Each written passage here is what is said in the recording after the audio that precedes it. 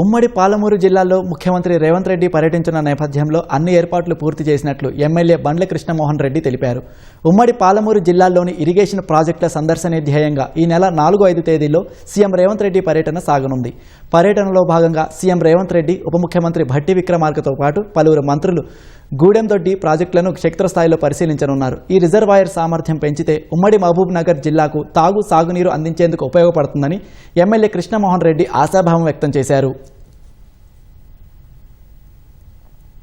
Gudemdoddi reservoir enhancement ని మేము request చేయడం జరిగింది. గద్వాలలో ఏ ఇరిగేషన్ ప్రాజెక్ట్స్ రిజర్వాయర్లు ఎక్కువ ఉండడం వల్ల ఇప్పుడు Gudemdoddi stage 1లో 40 metres హైట్తోన reservoir 1.5 TMs తోన ఒక రిజర్వాయర్ ఉంది, రన్నింగ్ రిజర్వాయర్. అది దాన్ని ఒక 15 TMC పెంచితే అదేవిధంగా రేలంపాడు కానీ చిన్నోన్పల్లె ముచ్చోన్పల్లె ఈ రిజర్వాయర్లన్నీ కూడా సంఘాల రిజర్వాయర్ కానీ అన్నీ కూడా నీటితో కలకలలాడుతుంది. మనకి ఆల్మోస్ట్ 1,80,000 ఎకరాలకి ఈరోజు ఇరిగేషన్ చేసుకుంటున్నాం.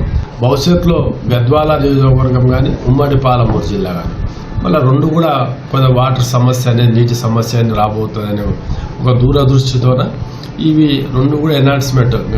ఫస్ట్ మొట్టమొదటిసారిగా గుడ్డందడి ఎన్హాన్స్మెంట్ అడిగినాం. దానివల్ల కృష్ణానది కూడా మళ్ళీ ఎప్పుడు కావాల్సి అప్పుడు మనకి నీళ్లు ఇవ్వడానికి అవకాశం ఉంటుంది. ముఖ్యమంత్రి పర్యటన రైతుల సంక్షేమం కొరికి రైతుల సాగునీటి సమస్య తీర్చాలనే ఉద్దేశంతో ఉమ్మడి పాలమూరు జిల్లాలో అన్ని ప్రాజెక్టుల సందర్శనార్థం 2 రోజులు 4-5 తారీఖు 2 రోజులు పెట్టుకోవడం చాలా అదృష్టంగా భావిస్తున్నాం.